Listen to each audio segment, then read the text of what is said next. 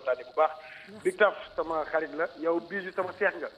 donc li nga xam ne moom lay def ci participation rek mooy man dama foogoon ni pour man sama xalaat lay waxee waxuma xalaatu kenn sama xalaatu bopp lay waxee man dama foogoon ni tey Padros buñ ko invité foofu c'est parce que dafa génn def benn sortie attaqué mais lu toll ni animation ak fi mu toll ak fi mu jógee ak fi mu jaar ak yooyu yëpp dégg naa ko sànq mu wax ni bu ngeen bëggoon waxtaan ci animation du mat yéen invité fii je pense que animation bopp yi ko ŋànk bu ñu toogoon ñu waxtaan ci animation dinañu leeral li lëndëm yëpp utile agréable nan lañu kan mooy présentateur kan mooy animateur lan ak lan moo nekk ci biir animation parce que man je serai pas là di ko wax parce que xale laa ba tey apprentissage lay def élève laa damay jàng man mun ma fi nekk naan nii lañ koy defee wala ne mais li ma dul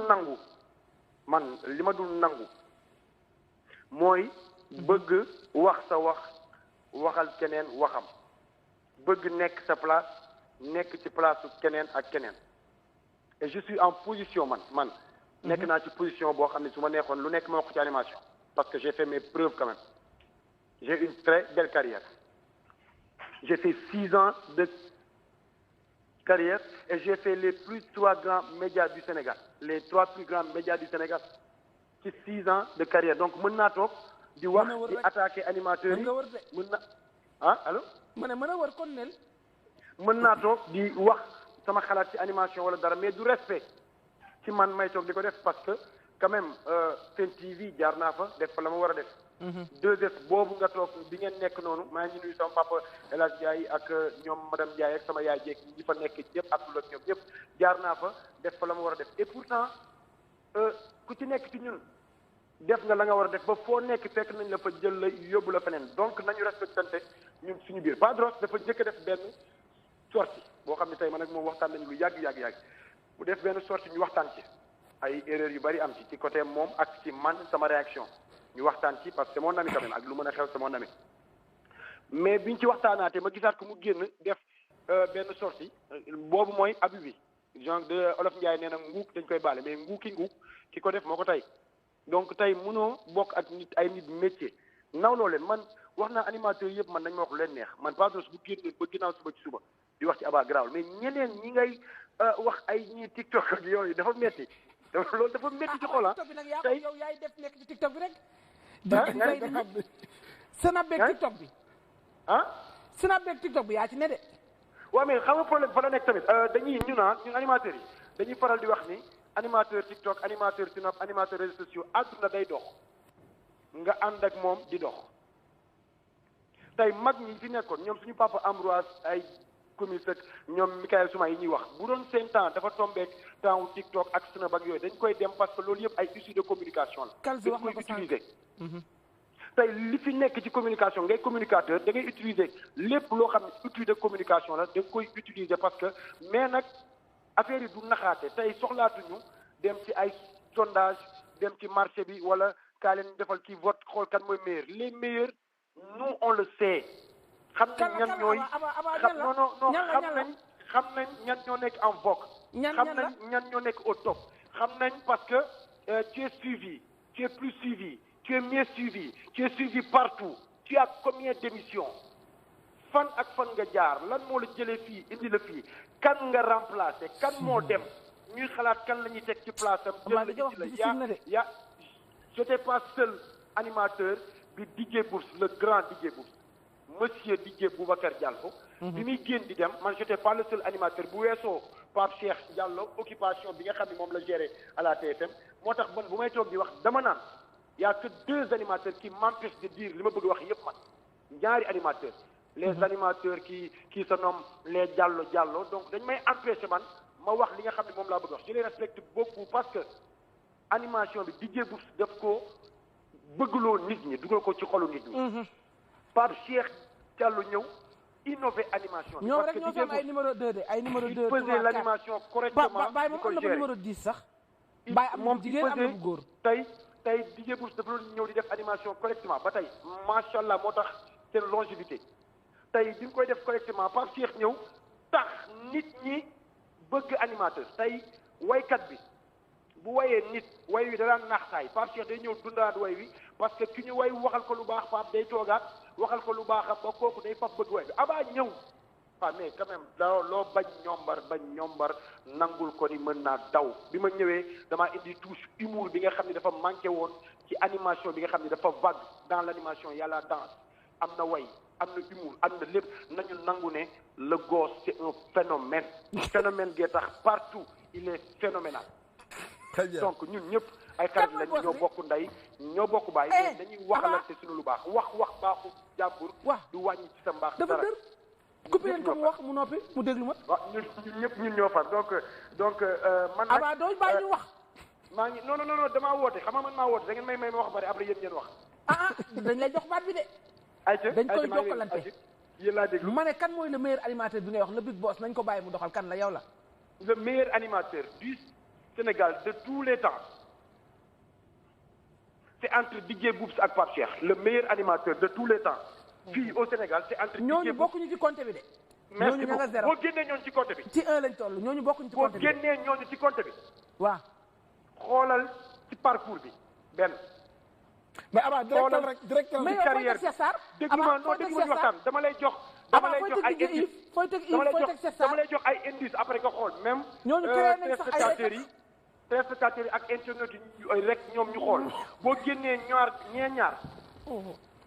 ñaar ñële boo leen écarté ba ñu génn xoolal ñi fi des seen parcours xoolal ñi fi des seen carrière xoolal ñi fi des seen audience xoolal seen temps d'antenne xoolal ñaata temps la ñuy occuper la rajo xoolal ñaata émission la ñu am à la télé xoolal ban télé genre fi ñu jógee xool leen fa ñu jógee fa ñu dem ak fan la ñu nekk donc xoolal ñooñu après yéen ngeen xool ci entre ñun ñi fi des non ñun ñu xool yow Abba yow donc mu ngi noonu léegi nag loolu bu weesoo un bon animateur actuellement égal à un bon commercial. nañu Abba yow da nga woote pour di saaga waate wala. nañu non nañu arrêté ñun animateurs yi ñuy critiquante ay humoristes yi la ñu teg ci télé bi il faut faire marcher boîte bi nga xam ni moom nga nekk dañ la recruter di la fay xaalis il faut nga indi xaalis boobu. ci kër gi nga xam ne ñoo la recruter il faut être un bon commercial il faut savoir vendre il faut kër gi bañ la fay yow chaque mois ci li ngay indi ñu la ciy fay ba ciy fayaale say nawle loolu da ngay indispensable ci kër gi loolu da ngay am njëriñ pour kër gi et c'est très important ñun animateurs yu ndaw yi nañu roy ci Pape Cheikh roy ci Boubacar te xam ne ay élèves lañ ba tey dañuy jàng te wàcc modeste Padros nag c'est l'animateur du peuple respect mon frère et bonne continuation. jaajëf ginnaaw ba nga ko waxee ba saako ko ndey nga bëgg naan ay respect mon frère waaye Abba xanaa ñu dañoo dof tontu ci Abba li mu wax. non amul tontu parce que. kenn ku ci nekk ak sa avis. Padros dama ne boo ko nanguwul tontu dañ koy décortiquer de. non mais bu jarul nga décortiquer. lu tax duñ ko décortiquer yow nga décortiquer. Padros Abba dafa ne un bon animateur. Abba da ngay dugal sa kër xaalis. Abba c'est le un phénomène. bon animateur déglu Abba daf la bëgg wax ni ka. il faut être commercial. wuy ma tojoo fenn Padros ba war a mën a xase moom bu fekkee ni ñun ay géwél lañ te yow bu fekkee da nga sa géwél tey da laa réer yaa ngi dégg ñun mën nga ko saalal rek doo ko selon ci li ma wax. oui Padros Mbaye Abba daf la tontu. non nee na yow yaa bëgg a wax Abba kon ils se sont visés. bàyyi ñu nag question la rek question bu. mënoo fee ñëw toog tamit say tàkk mel ni président. très bien léegi man damay dellu si waat ci li ma wax nee naa la man du ma confronté. doo philosophe may jàmm man nee naa la man du ma confronté jamais au plus grand jamais. Padros kon tontul ci li Abba wax. mais waa léegi d'accord bàyyi ma tontu foofu man li ma liggéey ci sama carrière li ma def ci milieu médiatique c'est pas important di ko wax xam naa sénégalais yi xam nañu ko c'est tout. ñëwuñu sa carrière parce que nag yaa toog ci plateau bi. non man sama carrière bisu loo ci xamul mënu ma la wax xanaa kay nga posé ma question ni ma wax ma telle affaire ma. waaw loolu laa la posé question ni ñëwuñu ci sa carrière ci CV wu Padros Mbaye li Padros Mbaye li mu def mënul dépasser lu dul ñafe naa ba tey ji maa ngi existé maa ngi sant yàlla. non fi Padros Mbaye jaar. fi Padros Mbaye jaar yëpp xam naa ko résumé naa la ko tout à l'heure nee naa la def naa tel rajo def naa donc jour pas nekk fii di cité comme tout à l'heure Abba nan nga def ba ñëw ITV parce que kenn ku ci nekk noonu la mën a exprimer wu. Padros man damaa jógee de Sen TV dama def une semaine Walf def LCS def Sen TV ñëw 2STV. mais loolu defal naa la ko tout à l'heure n'est-ce pas. waaw non c'est déglu. mais loolu defal naa la ko tout à l'heure mais loolu defal naa la ko après defal nànk da nga nekkoon rajo Rufisque nekk rajo Pikine dañu ñëw ci sa 8 ans yi nga xamante ne ci lañ xam Padros Mbaye ci lañ wax pour résumer Padros mën a résumer tuuti téléspectateurs yi fi mu jaar ak li mu def ci média animation. boo demee. boo war a mën a toog di xaste. non xam nga Bijou yéen a ngi jaxase wax ji xam nga lii ngay posé nii question bi que Padros fi mu jaar loolu yaakaar naa du question bu may répondre. pourquoi. mais attends ñëpp xam nañu ko. sa palmarès. sama palmarès man xaw ma ko personnellement. mais laaj léegi boo ko xamul woon tout à l'heure bi ma la waxee xam nga ko. non man xaw ma sa palmarès bu ma répondre rek. day xam naa ne que Padros nekkoon na animateur Walf Padros actuellement mi ngi i rajo. attends ma wax la Abba maag moom duñu seex loolu. tey su ma waxee man nga jëntiwuma li Abba wax. waaw mais déglu ma on parle de yow en personne fi nga jaar. CV wu Padros Mbaye lii Padros Mbaye mën na ko contenté ndax jóge na fenn sànq su ma la xamul woon man kon du ma ne la DJ naka la tudd kii doon wax jàppal xibaar fajiri naka DJ Melo du ma ne la kii sa heure la remplacé yaa yow la remplacé waaw kon Padros man du man ngay waxal mais téléspectateurs yi toog di seetaan d'accord 14 ans de carrière Padros Mbaye xam nga nii joue pas xam nga wax boo amee rek beneen wax tegu fa rek. day am mel ni que wax ak tontu la. comprendre nga te Abba sama xarit la Abba xamante nañu. non tontu woo Abba on parle pas de Abba. voilà wax naa la ci lu Abba wax nangu woo ci wax on passe à autre chose. très bien ci li ñu jàll nii moom mooy yow Padros Mbaye sa carrière. sama carrière j'ai fait pas mal de radio ak télé fii Sénégal pratiquement mën naa ni 2STV rek laa liggéeyu la waaw 2STV ak TFM RFM moom nekk naa fi ma démarré en tout cas moom moo di comme xam nga wax di répété baaxul mooy démarré naa Oxygène de Pikine comme technicien parce que man sama kii dëgg sama passion moo nekk technicien de musique man loolu moo nekkoon sama passion. après à travers ci benn opérateur téléphonique bu ma doon liggéey ñoom ñu ni ma am tu as la voix tu peux parler waxal ñëwal nga di ñu tel micro yooyu moo tax ma commencé dugg ci kii bi donc. peut-être bu ñu naree résumé fii lépp lii. non d'une manière plus brève rek. voilà donc loolu moo tax ma dugg ci rajo opérateur téléphonique boobu. quelque temps après ci laa ni il est temps kon pour ma dem exercer pour jéem a travailler sama bopp ci côté voix parce que nee nañ mu baax na ma travailler voix bi moom sama voix mel woon nii voilà à l'époque ma travailler voix bi technique moom bu am voix radiophonique parce que dama bëggoon rajo dama passionné woon ci rajo. depuis que ma commencé suivre télévision ak rajo donc quelque temps après ci laa commencé dem ci laa dem fële Dakar FM mais plutôt di ko nuyu grand Jadre bu Dakar FM nit ku baax Jadre ñoo nit ku mu bëgg nit ku sonn ci man depuis que sama carrière tàmbali juste après Dakar FM Zik FM laa def stage bi muy doog a ubbi 1 an et demi juste après RFM ci CALS 4 mois ci laa pare foofu dem Africa 7 Africa 7 laa def 3 ans bi ma. Africa 7 nga njëkkee def télé. waaw fa laa njëkkee defee télé fa laa commencé def fa 3 ans. Africa 7 jeexal Africa 7 man maa démissionné jóge fa dem Walfadjri nekk Walfadjri ba ñu def ma fa directeur général Puissance FM arrêté ma démissionné directement. ba nii may ñëwee iRadio donc man sama parcours. iRadio Boups moo la woo wala yaa dem noonu rek déposé sa. iRadio Boups moo ma woo. Boubacar may profité encore une fois di ko nuyu ci lépp donc kooku bu may wax ci moom sax peut-être sénégalais yi mën nañu yaakaar dara mais nit la koo xamante ni mooy man maay moom. pourquoi parce que li ma doon tey moo ko def ci man bien vrai que nekkoon naa animateur boo xamante ni j'étais pas professionnel nag sérieusement dama nekkoon amateur di dox nii rek bien vrai que am naa passion bi mais pour concentration bi. pour expérience bi pour ouverture bi loolu bi ma ñëwee ci Boubacar donc ci laa ko am Pape Cheikh Diallo aussi dafa def ci man bari Pape Cheikh sama carrière ci moom la débuté Zik FM mën naa ni man maay seul animateur bu jaar ci loxoom ci période boobu mu tàggat la def ci yow expérience def ci yow lu bari mu def ci man expérience. est-ce que bëggul woon ngeen am créativité comme moom ni mu ko defee. mais man ñëw indi créativité. mais on voit beaucoup de Pape Cheikh.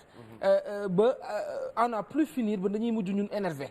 ñun ñi nga xamante ne ñooy déglu mais am na ay Padros wala nangu ko gis. ay la bari na ay Padros comme ni nga gisee ay Pape Cheikh ay Boups bari na ay Padros. waaw Pape doo ma zumal Padros ma gis ko bu baax. Pape zumal ma Padros. yow yaa koy bañ a wax. nga demal ma seen page yi nga xamante ne Padros mi ngi ci 73 000. Instagram nga dem ay xëcca sax mi nga xam ne mi ngi ci 6 030 6 000 et quelques.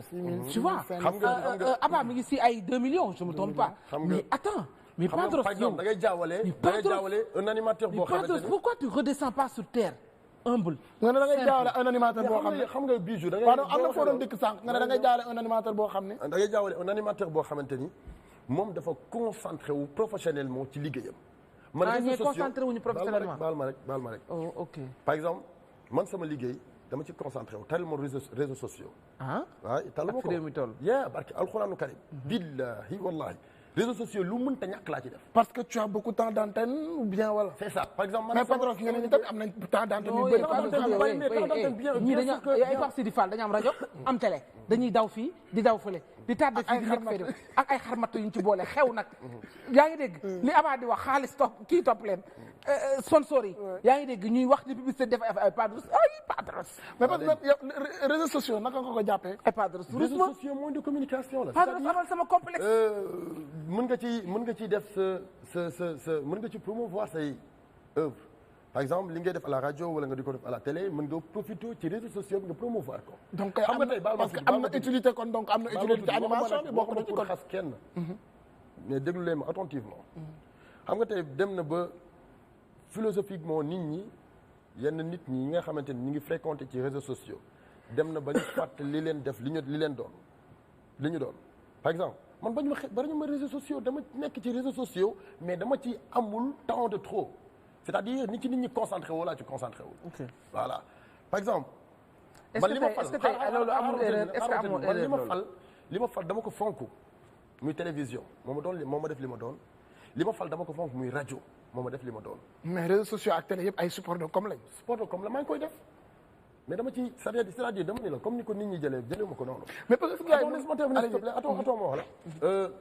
gis nga nit di nga dem ba topp benn affaire gis nga li la fal boo ko bàyyee rek après da ngay sonn par exemple dafa am ñoo xamante ni réseaux sociaux ñi ngi ci di fréquenter waaye dañu dem ba dañuy fàtte télévision léegi dañu dem ba jël li nga xam ne moom moo di seen réseau yi def ko télévision.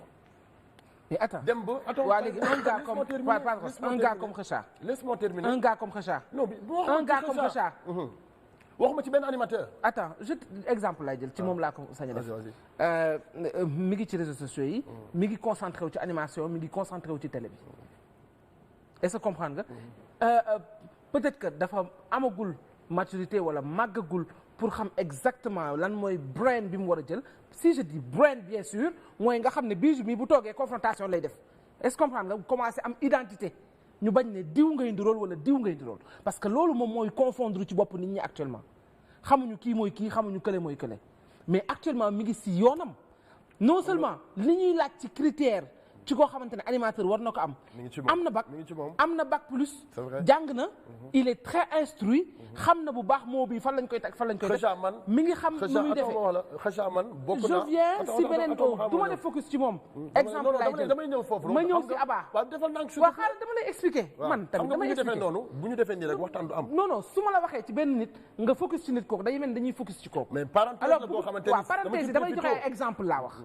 ay exemple laa lay jox ci 2 ba 3 animateurs par exemple benn Abba ñëw na ci benn métier bëgg na ko dem na ci gëstu ji jàng si xam ni kat lii moom fii la bëgg train bii la bëgg egsi fii la bëgg yemul ci dong ci animation bi muy def commencé na dugg ci communication boo waxee loolu yow ci sa dama yeggali question ma yeggali li ma wax yemul ci animateur bi mu nekk mi ngi ci réseaux sociaux bi ngay wax ci lan ci ban côté mi ngi ciy communiquer ci côté communication man mi bëgg jaay sama yëf Abba am na ay millions et des millions de followers damay dem fay ko am na ko ci Snapam am na ko ci Instagram am na ci ainsi de suite mi ngi concentré wu ci foofu donc am na télé bi am na rajo bi en plus ci heure bi muy animé nit ñi di ko déglu ci concurrence bi sax ñeneen ñi duñ leen déglu donc mi ngi dox bay waaram ci côté boobu Padros Mbaye ci côté am Padros mi toog heure d'antenne am ñi audimat yi ko tàmm auditeurs yi ko tàmm di ko déglu ñu ngi koy déglu tey jii est-ce que noonu muy xarañee ci rajo bi waru koo def ba ni ñuy dégloo ñeneen ñi seen TikTok ak seen Instagram ak seen page ak lépp Padros Mbaye am ko ci bosam mais bul nañ foofu jariñu la parce que yow tey moomatoo sa bopp. bul ni bu mu ne loolu am focusoo ci. non dama ni focus suma si amuma jotom lu bari. est-ce que waroo am jotom xam nga nit ku ci nekk. parce que air boobu lañ toll mais ñaata animateur ñoo fi nekk Sénégal fii te amuñu jotu réseaux sociaux. ñaata doomu aadama ñoo fi nekk te amuñu jotu réseaux sociaux. mais erreur la mais defal naa rek non erreur la d'une part je suis d'accord. réseaux sociaux attends ala kulli haal lépp fa lay mujj. mais dama ni la man sama télévision. ak sama rajo 88 628 14 13 allo. allo. oui allo. salaamaaleykum. maaleykum salaam wa rahmatulah sëñ bi noo tudd ak foo ñu woowee. na ngeen def Tidiane Dabo la DJ Tige. oh DJ Tige. ah Tige Tidiane Dabo waa ji ma télé bi s'il te plaît. voilà donc Bijou maa ngi lay nuyu namm naa la. maa la raw ñu ngi kontaan bu baax. di nuyu Big Taf. ak Mbaye Gueye di rafetlu seen plateau bu am solo boobu plateau bu rafet boobu yaa ngi macha allah. waaw plateau bu bëri solo am enseignement lool. Et aujourd'hui, par exemple, quand vous invitez un animateur comme Padros Mbaye, je ne pourrais que me woote déjà def joxe sama xalaat d'abord déjà ci sujet bu ngeen waxtaanee et ensuite peut-être rejoindre ou même dire que Padros, moi, je pense que c'est le meilleur animateur au Sénégal. Pourquoi moi loolu mooy nous aujourd'hui par exemple certes aujourd'hui ba léegi ñu ngi exercer métier bi mais certainement nous sommes dans l'ombre parce que nous sommes dans d'autres horizons mais ba léegi ñu ngi def ci média bi parce que aujourd'hui je suis en Casamance donc d'où aujourd'hui je représente le groupe Excaf Télécom donc ci zone sud bi et nous suivons carrément ba léegi donc li nga xamante moom mooy métier bi alors Bijou man li ma bëgg a ñëw tuuti mooy par rapport ak animation bi nga xamante ne moom la xale yi di jël léegi muy tendance bi nga xamante ne moom moo xew. Aujourd'hui, par exemple, moi, Padros, du ma ko jàppee comme un influenceur, mais Padros, c'est un animateur pur et dur. Et quand je parle d'animateur pur et dur, Padros, aujourd'hui, il me donne un DJ Prince. Parce que tey bu ngeen di lim les meilleurs animateurs au Sénégal ngeen di lim ay Pape Cheikh Diallo wala Boubacar Diallo c'est parce que donc peut-être amaana am na lu ngeen fàtte loo xamante ne moom moo jiitu Boubacar Diallo jiitu Pape Cheikh Diallo mooy des animateurs pétris de talent qui sont là et qui font jusqu'à présent le tout petit bonhomme de chemin et les gens leur suivent. Les gens les écoutent mais malheureusement bon nit ñi léegi c'est les TikTok c'est les réseaux sociaux yi ñu toog ba nga xam ne finalement mënatuñ définir qui est animateur ou qui est un influenceur en quelque sorte. Moi les autres je les considère comme des influenceurs ñoom ils ont le réseau dañoo am seen réseau di fa dugg di def li neex amaan seen fan ci ak yu mel noonu. mais est-ce que c'est ça en réalité l'animation. DJ Tige est-ce que du animateur tey dafa soxla. dañu soxla un animateur en même temps mu nekk influenceur. Parce que benn mënul dem bàyyi boromam. Un animateur doit être un influenceur. Tout d'abord. Nous avons besoin, Bijou, nous avons besoin d'un animateur influenceur. Mais ci ban influence. Aujourd'hui, par exemple, un Padros, quand man su ma ko déglu muy animé wala ma ko seetaan ci télé bi muy def liggéeyam par exemple et qu'il soit un influenceur c'est-à-dire que li ma d'accord mooy aujourd'hui quand tu es un influenceur boo influencer nit ñi ba ñu jógee tout à l'heure par rapport à ce qu'il disait. Si réew mi toll est-ce que loolu kese dafa doy. Comment? Est-ce que loolu kese moom moo doy actuellement. ndax est-ce que lan moo doy. nekk animateur kese. est-ce que loolu la ñu soxla. non ça aujourd'hui par exemple l'animateur pour qu'il soit bien écouté il faut qu'il crée certainement donc certains trucs et ces trucs là boo ko créer il faut que nga ñëw ci lu mu ñëwoon sànq moom mooy l'utile à l'agréable parce que un animateur tu dois pas être simplement un comédien wala di nekk fii di tëb ak daal ak wàcc ak mel donc tu dois sensibiliser les gens un animateur doit être un éducateur un animateur c'est un éducateur. Parce que quoi l'animation d'abord? C'est quoi l'animation? C'est ce qui est important. Et malheureusement les gens dañ koy fàtte. Un animateur da nga war a nekk koo xamante da nga war a sensibiliser da nga war a éduquer ba pare da nga war a am culture générale je dis bien culture générale. Et malheureusement aujourd'hui sunu xale yi tey amuñu benn culture générale qu'ils m'excusent je n'ai rien contre eux mais je vois pas de culture générale en eux. Certes am na ñoo xamante ne ba tey culture générale baa ngi ci ñoom un homme comme Padros moi je n'ai rien contre le gosse je l'apprécie beaucoup par rapport à lui ce qu'il fait et je peux dire aujourd'hui en haute voix que c'est le meilleur animateur de sa génération te kenn mënu ma cee dindi Boubacar Diallo mënu ma cee dindi DJ Prince mu may déglu mënu ma cee dindi c'est l'un des meilleurs ou même le meilleur de sa génération parce que ni mu koy defee exactement norme yooyu lañ soxla ci animateur aujourd'hui les autres par exemple Abba bu fekkee c'est un animateur moi je le conseillerais Abba en tant que mon jeune frère aujourd'hui il a beaucoup d'influence mais utiliser ay réseaux di sensibiliser je dis bien di sensibiliser les gens, c'est important, surtout à moment Covid bi ñu nekk bi aujourd'hui, on a besoin des animateurs réfléchis, on a besoin des animateurs qui éduquent, on a besoin des animateurs vraiment yoo xamante ne dañuy poser le poids pour exactement donc faire comprendre aux gens que exactement donc nii ak nii la war a demee nii ak nii la war a demee. DJ pour indi éclaircissement rek ñoom ñooñu ñëpp dañ koy def dañ leen di fay sax ci seen page yi pour ñuy communiquer ci li nga xamante ne moom mooy coronavirus. mais ba tey bokkuñu Padros je les suis tous. ñoom ñëpp dama leen di suivre de A jusqu'à Z mais Padros quand même vraiment c'est hors pair pour dire vrai je suis pas là pour faire ses louanges je suis pas là aussi vraiment pour dire que voilà nii ak nii mais pour dire vrai sérieusement man ci li ma jàng ci mbirum animation depuis 24 ans bientôt 25 ans je suis dans le métier et j'ai fait pas mal de médias au Sénégal je pense que tout le monde me connaît xaw ma dara nag mais man sérieusement man li ma jàng ak li ñu ma jàng ak li ma xam ci vraiment milieu animation en réalité vraiment Padros ni mu koy defee man doy na ma sëkk ak barke et je lance un appel solennel à sa génération qu'il suit ce jeune homme-là ce qu'il est en train de faire parce que ñun mag ñi même bu ñu nekkee dans l'ombre on le suit et on n'hésite pas chaque fois de l'appeler que ce soit à la radio et à la télé le féliciter l'encourager également l'orienter parce que moom aussi tamit may nañu ko Padros Mbaye il est simple il est humble et écoute ses anciens et c'est très important donc man côté boobu moom vraiment je le félicite et hormis lui il y a peut-être mon fils comment il s'appelle Khadim Khoule qui est aussi dans mu ngi ci yoonam moom tamit et aussi donc Alima Ndione ak Cheikh Sarr quand même vraiment donc Padros je tenais aujourd'hui vraiment parce que depuis une heure temps maa ngi jëm a dugg sama crédit bi yëpp jeex na mais su ma yàlla suturaale dimbali ba ma dugg vraiment c'était pour encore féliciter Padros Mbaye mais féliciter aussi le niveau de cette émission qui est très important de confrontation bi je te félicite et je t'encourage li nga def ni am na solo trop pour que nit ñi mën a dugg ku ci nekk joxe sa xalaat c'est très important mais bëgguma ñuy diggante que animateur bi moom moo gën a aay kee moo gën a aay ku ci nekk sa yoon nga jàpp mais man personnellement man Tidiane je salue vraiment donc l'animation bi Padros Mbaye def animation Padros Mbaye def vraiment man doy na ma sëkk ak barke et je me vois en lui et je pense aussi nous en tant qu'anciens aussi on se voit en lui avant-hier je parlais à Khadim Khoule kooku kenn dàq ko animé Sénégal c'est l'un des meilleurs au Sénégal et il est là à Dunia il fait son tout petit bonhomme de chemin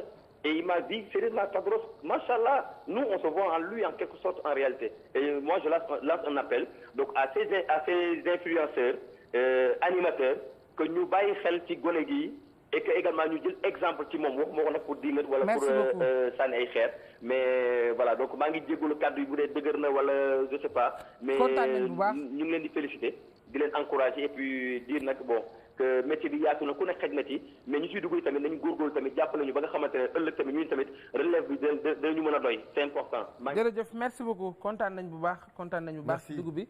naka DJ Tige DJ Tige merci beaucoup DJ Tige en tout cas maa ngi koy remercier bu baax ci témoignage bi mënoon na ko ci bañ a fekk jërëjëf parce que dañuy waxtaan rek ñun ñëpp benn la entre animateur da nga laal lu sensible nag